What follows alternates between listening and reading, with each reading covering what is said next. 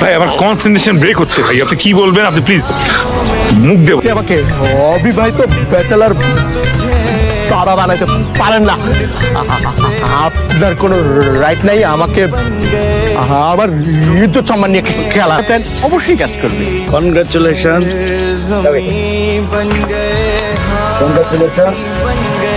মুরব্বীদের থেকে সিদ্ধান্ত নেওয়া হয়েছে যে আজকে কোনো এঙ্গেজমেন্ট হবে না। আলহামদুলিল্লাহ আলহামদুলিল্লাহ আলহামদুলিল্লাহ। ডিরেক্ট বিয়ে হবে এবং কাজীও রেডি আছে।